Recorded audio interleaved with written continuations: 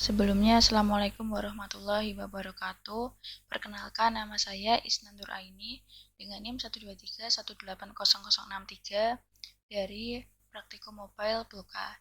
Di sini saya akan mendemonstrasikan terlebih dahulu mengenai aplikasi yang telah dibuat.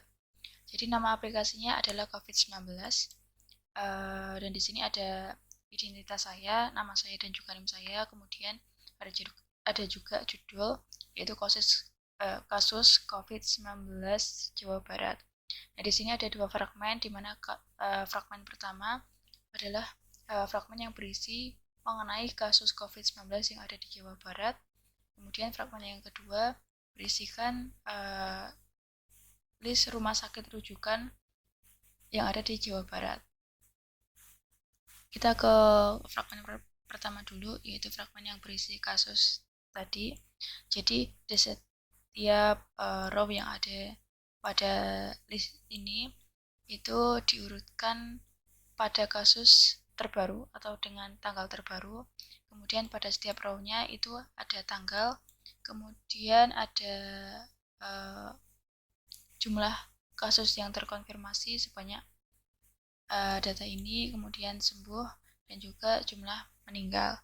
Nah, misal di sini kita bisa lihat pada tanggal 30 Juni 2021 terkonfirmasi sebanyak 2.208 kasus, kemudian sembuh sebanyak 2.175 kasus, dan juga meninggal sebanyak 90 kasus.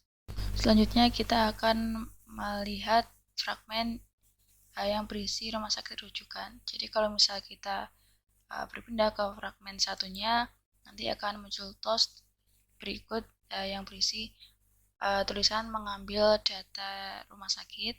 Kemudian di sini ditampilkan rumah sakit yang dijadikan sebagai rujukan. Pada setiap row-nya itu terdapat nama rumah sakit, kemudian alamatnya di mana, dan juga ada button Maps.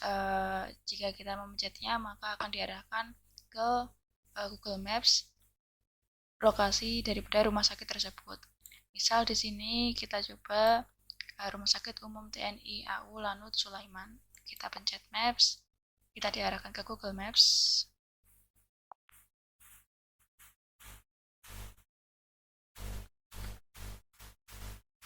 Nah, kemudian dari Google Maps sendiri dia akan memperlihatkan lokasi daripada rumah sakit yang kita ingin lihat.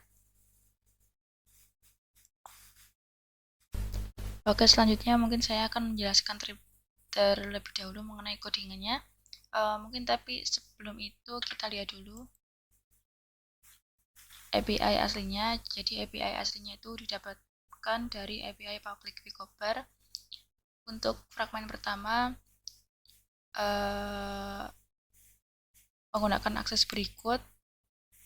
Nah, di sini ada contoh asli daripada response body-nya.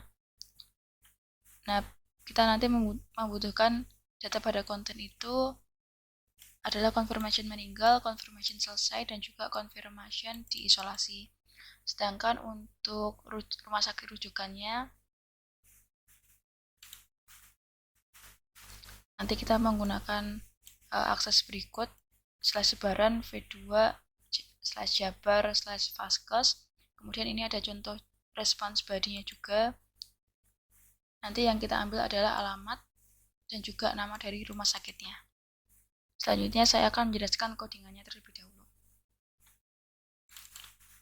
Nah, untuk mendapatkan respons-respons ini itu menggunakan RoboBojo generator.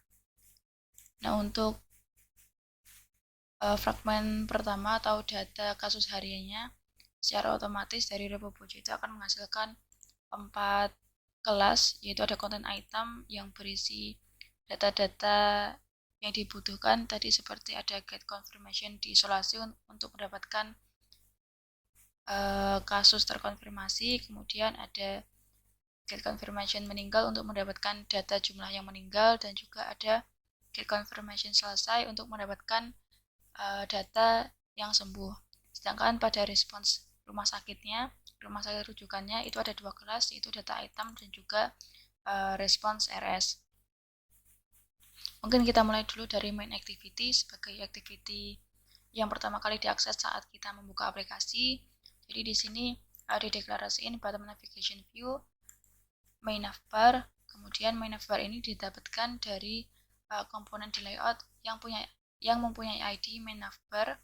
Kemudian pada set on navigation item selected listener ada dua pilihan, mau ke fragmen berisi kasus maupun fragmen yang berisi rumah sakit rujukan. Nah, secara defaultnya saat kita membuka aplikasi, fragmen yang terload pertama itu adalah fragmen kasus. Kemudian kita mulai dulu di fragmen kasus. Jadi di fragmen kasus juga dideklarasiin dulu apa yang dibutuhkan. Seperti di sini ada MIP service, kemudian recycle view dan juga linear layout manager. Kemudian pada method on view created itu dipanggil metode set kasus harian. Nah, pada set kasus harian nanti saat kita mengakses si fragmen ya akan dimunculkan toast yang berbunyi mengambil data kasus harian. Kemudian pada metode ini juga akan memanggil metode get kasus harian.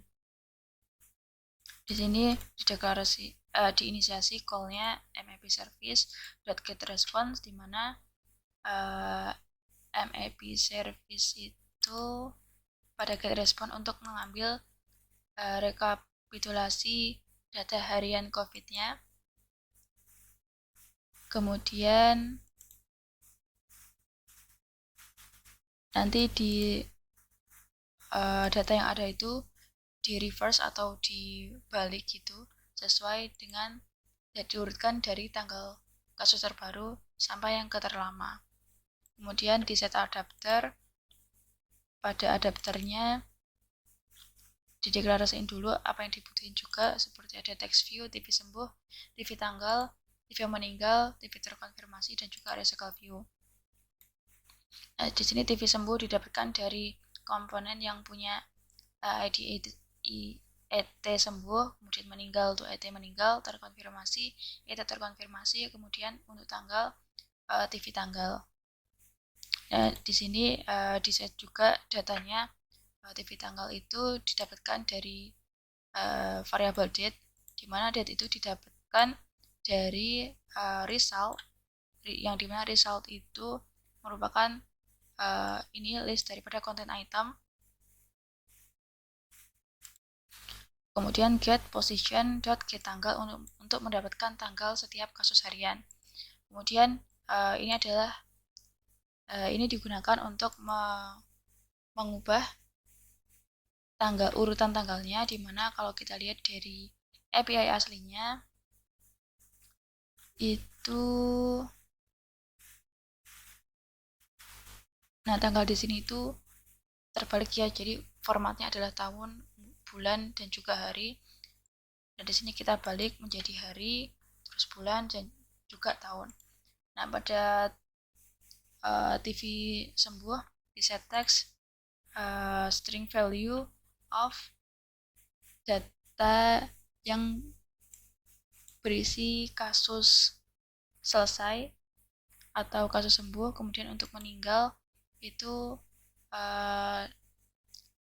berisikan kasus meninggal dengan get confirmation meninggal, kemudian TV konfirmasi dengan get confirmation diisolasi. Selanjutnya untuk fragmen RS hampir sama juga dengan fragmen kasus. Dideklarasiin dulu apa yang dibutuhkan. Kemudian pada metode setRS di sini ditampilin toastnya, yaitu mengambil data rumah sakit rujukan, kemudian manggil metode getRS. getRS dia akan get response RS, di mana di base API service ini get response RS itu akan mengambil data sebaran dari fasilitas kesehatannya. Kemudian di get RS ini akan di set adapter dari rumah sakitnya. Jadi dideklarasiin dulu apa yang dibutuhin juga, ada TV alamat sama TV nama, kemudian ada button maps untuk mengakses lokasi daripada rumah sakitnya. Terus di sini di set text, kalau nama ya berarti dia get nama, kalau alamat dia get alamat. Kemudian pada button maps listener-nya itu menggunakan intent implicit, di mana dia akan apabila dia mencet, dia akan mengarahkan ke lokasi daripada rumah sakitnya. Tadi nama rumah sakit didapetin dari result.get position get nama. Kemudian di start activity intentnya. Nah, untuk URL base URL sendiri menggunakan URL berikut. Mungkin sekian yang bisa saya jelaskan. Terima kasih. Saya tutup. Wassalamualaikum warahmatullahi wabarakatuh.